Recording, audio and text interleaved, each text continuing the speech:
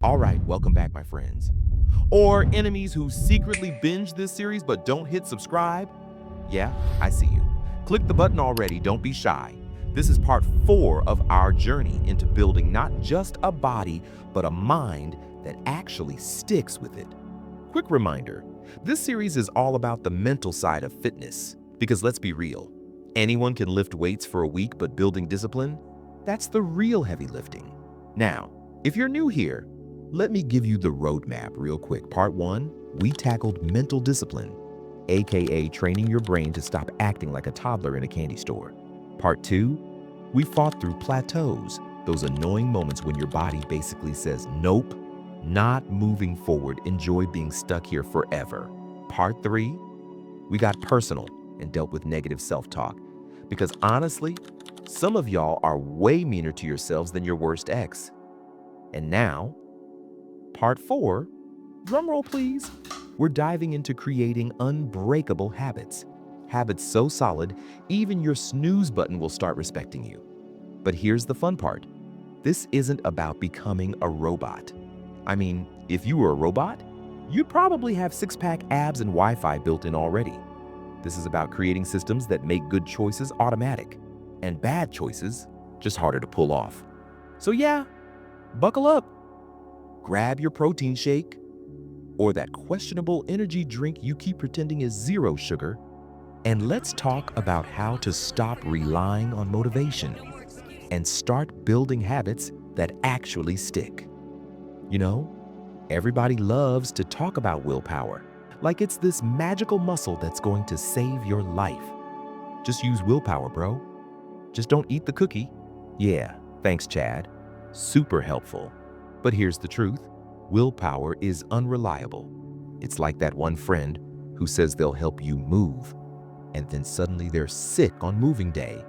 Habits are different. They don't care if you're tired, cranky, or if Netflix just dropped a new season. Habits are automatic. They slip under the radar. And that's where the real power is. Think about it. Brushing your teeth. You don't wake up and give yourself a motivational speech every morning like, all right, soldier, let's conquer plaque today. You just do it. That's the magic of habits. They bypass the decision-making process. No willpower required. Now here's the cool part. Small actions compound over time. And I don't mean in some abstract motivational poster way. I mean literally. Every small habit is like a deposit in your future bank account. One push-up might not make you look like Thor, but one push-up every day, stacked with better sleep, stacked with drinking water, stacked with not inhaling 3 family-sized bags of chips on a Tuesday night, that adds up. It's like compound interest, but for your body and your brain. At first, the growth is invisible. You won't notice a difference after a week. But give it a month, 3 months, a year, suddenly people are asking, what's your secret? And you're like, honestly, I just started doing the small stuff over and over. And that's why habits matter more than willpower. Because willpower burns out. Habits, they stick. They sneak into your identity. They say, this is just who I am now. And that's where transformation really begins. So instead of thinking, how do I push myself harder? Start thinking, what tiny thing can I do today that future me is going to thank me for? Because once the small things lock in, the big changes don't even feel like work anymore. So if habits are the secret sauce, the next question is, how do you actually build them without losing your mind? That's where habit stacking comes in.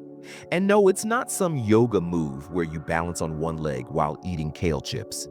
Habit stacking is basically tricking your brain in a good way. You take something you're already doing, brushing your teeth, making coffee, scrolling TikTok when you swore you'd go to bed at 10, and you attach a new habit right on top of it. Because your brain loves routines. It's like a dog. Give it the same signal, and it knows what to expect. Here's an example. Every morning, you already make coffee, right? Well, instead of just staring at the machine like it's brewing life itself, you drop down and do 10 push-ups while it's running. Boom. That's habit stacking. The old routine acts like a hook for the new one. Another one? Say you brush your teeth at night. You could make it a rule that the second you're done, you drink a glass of water. It sounds tiny, almost dumb. But here's the trick. When you keep attaching new habits to old ones, they start chaining together into routines. And eventually, the routine is the habit. Now, don't go stacking 30 things at once like you're building Jenga. That's how it all collapses, and you end up binging ice cream while crying to reruns of The Office. Start small. Add one new thing at a time. Build consistency step by step. Because just like compound interest we talked about earlier, consistency sneaks up on you. At first, it feels like nothing's happening. Then one day you look up, and the person who used to forget their workout suddenly has a whole routine. And they didn't even realize it. That's the beauty of habit stacking. You're not fighting your brain, you're teaming up with it. And when you do that, progress feels less like pushing a boulder uphill and more like rolling downhill with the wind at your back. So here's the thing. Stacking habits is powerful, but if your environment is working against you, it's like trying to run a marathon with flip-flops on. Possible? Maybe? Fun? Definitely not. That's why systems beat motivation every time. Motivation is that flaky friend who hypes you up at 2 a.m. with, "Let's get shredded tomorrow." But by 10 a.m. they're ghosting you and eating pancakes.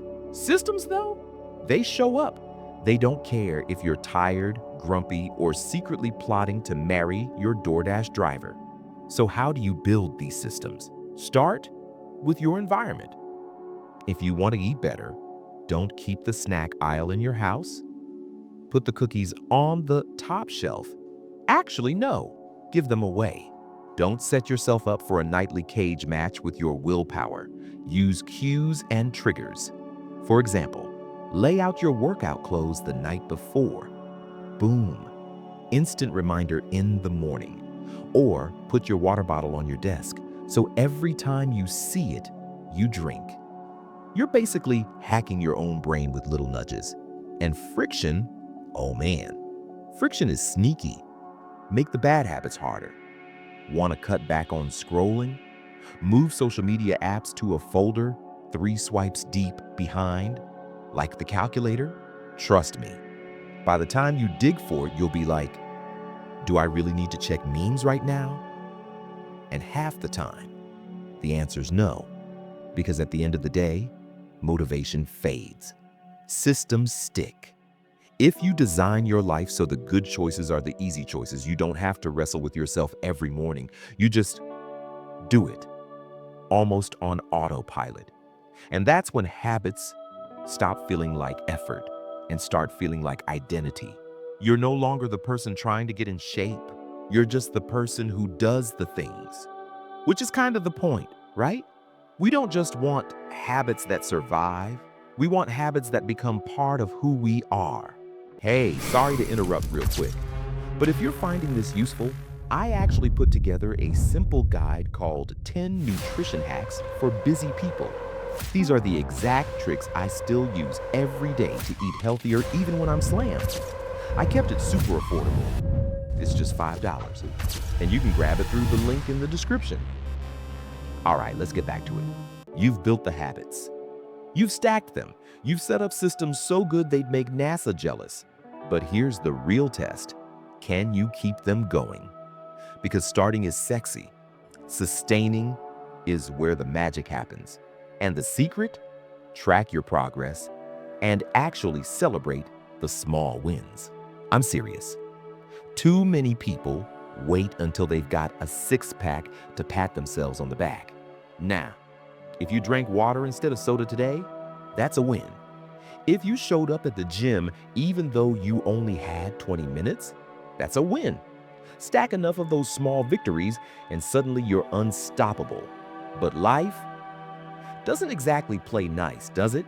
Jobs change, schedules shift, kids happen. Sometimes Netflix drops a new series that consumes your soul. That's okay. The trick isn't to fight change. It's to adjust your habits so they bend, not break. Miss a workout? Cool. Walk the dog a little longer. Can't meditate for 20 minutes? Take two. Flexibility keeps the habit alive. And here's where it gets really powerful. When short-term actions turn into identity shifts, you stop saying, I'm trying to work out, and start saying, I'm the kind of person who moves my body every day. You stop saying, I'm cutting back on junk food, and start saying, I'm someone who eats to fuel my body. That's when habits stop being chores and start being you. And once it's who you are, you don't need motivation. You don't even need to think about it. It's just life. So yeah, sustaining habits isn't about chasing perfection. It's about stacking small wins, adjusting when life gets messy, and slowly transforming the way you see yourself. And funny enough, when you look back, you realize the hardest part wasn't changing your body. It was changing the story you told yourself. And that's the kind of habit that lasts forever. So here we are. We've broken down what it takes to create unbreakable habits. From the psychology behind them, to stacking them like Lego blocks, to building systems that make them stick, and finally, how to sustain them over time without burning out. But this wasn't just some random chat. This was part of a whole journey we've been on together. If you've been following the series from the start, you know we began with mental discipline, the mindset that keeps you locked in when the hype dies down. Then we tackled plateaus, those brick walls everyone hits, but no one likes to admit. After that, we tore into negative self-talk, the voice in your head that can crush progress faster than skipping leg day.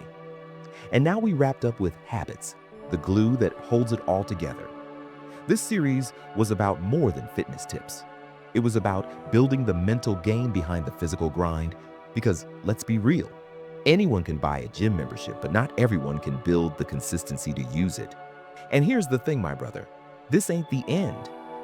I've got more series coming, different topics, deeper dives, harder truths, stuff that'll challenge the way you see training, discipline, even life outside the gym. So if you've been getting value out of this, hit that subscribe button and stick around. We're just getting warmed up. Now, before I drop a little suggestion that'll make your life easier, I gotta ask for one favor. Not money, not merch, just drop a comment, literally whatever you want. Good video, bad hair day, even your grocery list. I don't care. Because the more you comment, the more this gets pushed, and the more brothers out there get the message. And honestly, that's why I make these videos. To save people from wasting years listening to shirtless clowns on TikTok giving out recycled half-baked nonsense. All right, now let's talk about the problem that's probably still holding you back. See, you can build all the habits in the world, but if you don't understand the hard truths about fitness, the real reasons you're not seeing gains, those habits can only take you so far.